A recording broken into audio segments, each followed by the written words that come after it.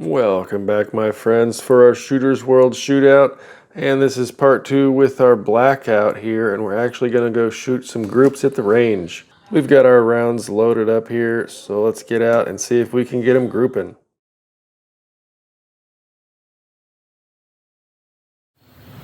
Alrighty folks, we're right here on the range. It's about 75 degrees right now. It is freaking beautiful and perfect. There is no wind at all. It is nice and calm. And we're at roughly 100 yards. I haven't lasered it yet, but you know, we might be 85, we might be 6,000 yards, but I'm gonna call it 100. So let's get into our testing here with the Shooters World Blackout 55 grain soft point Shooters World Shootout testing here. Let's do it. All right, first up, 19.7 grains here. Very fast burning powder. We are 0.6 lower than we were with our AR Plus here just a minute ago. So way faster burning powder, way less of it. So there's more empty case volume, which could lead to inconsistencies, but let's shut up and shoot some groups. I'm going to try to remember to shoot this one round robin so that barrel heat doesn't favor any of the groups or whatever. Let's just try that and see what happens here. So I'm going to do 19.1, then we have, 19.7, 19.9, and then 20.1 here. Round robin on the 3 targets down there at 100 yards.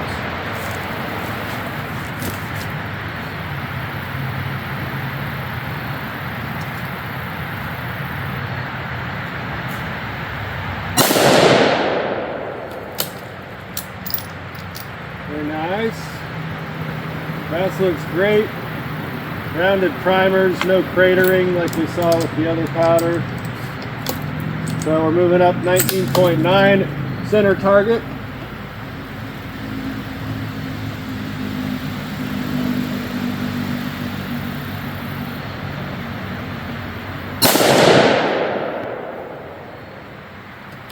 I might have wiggled just a hair and brought that one to the left, so that could have been me, but let's move on to 20.1.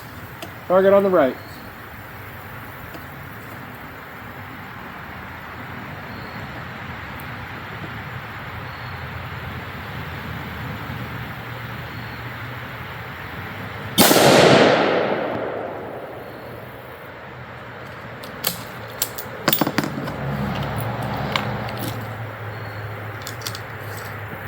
$19.7.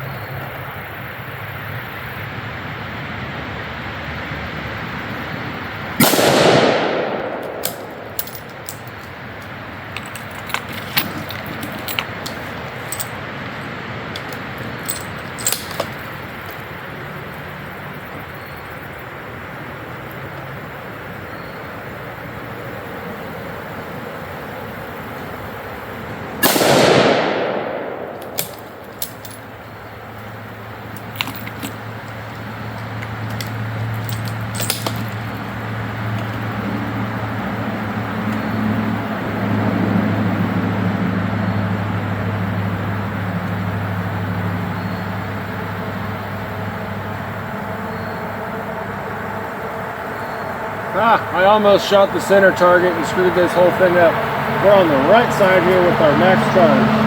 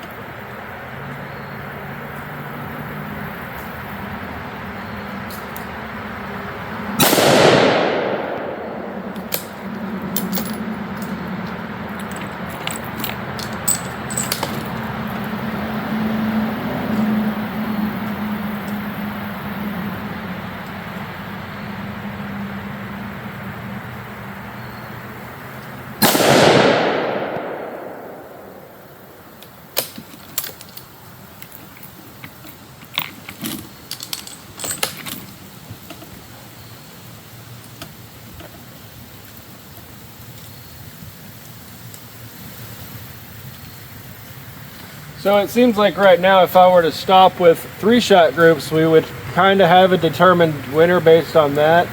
But we're shooting 5-shot groups, so let's see if one of them throws way off, and let's see if this swings one way or the other.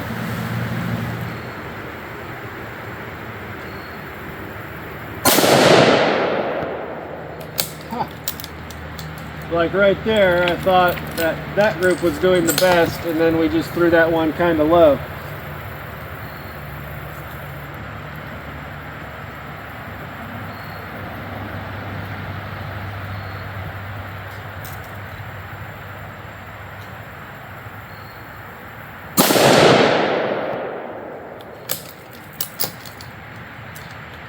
And that one with the higher charge seemed like an identical point of impact. Strange.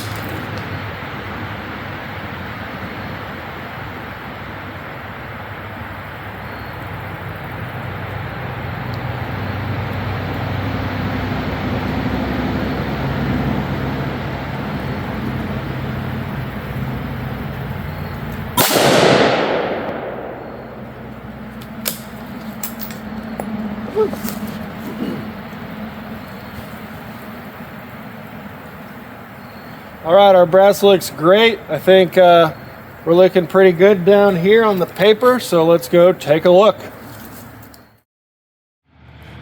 Okay folks, right down here at the target, we've got 4 of them here, about an inch, and then we threw that one low. I felt like I called that one. Moving on to the center, it looks like we have 2 kind of groups going on, and maybe one flew out there. Who knows, probably a lot of human error involved here, but this is still probably an inch there, even though they're all not super close together. We're about an inch there, and probably just over an inch here on this first group. Moving on to the max charge, I think it was 20.1. We have 4 of them, probably in a 1/2 inch there. That's about the size of my thumb, the width of my thumb, and then this one up high there, the length of my thumb, about an inch I would say. So again, we could have a bit of human error involved, but this is looking pretty tight up here. Very nice little 4-piece there with one coming out. But remember what I said about 3-shot groups looking really nice, and then let's compare it to 5. Over here we had 1, 2, 3, and then this very 4th shot flew way low and screwed it all up. So I thought these 3 looked great. Nope. And then I think the same here, we had maybe 2 and 1, and then the other 2 came out somewhere else. I could be way wrong about this one. But then over here, I think we had 1, 2, 3, and then the other 2 were just right in there. So it looked like this one was actually tighter compared to where we started with 3 shots over here. So very interesting, and that's kind of why I like to test more shots than less.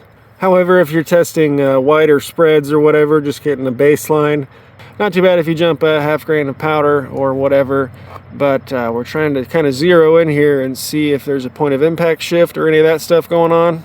And it's kind of hard to tell because we're like sort of to the right here, and then sort of centered around this one, and then this one is sort of back to the right, but also sort of centered. So is this one kind of the average of these 2?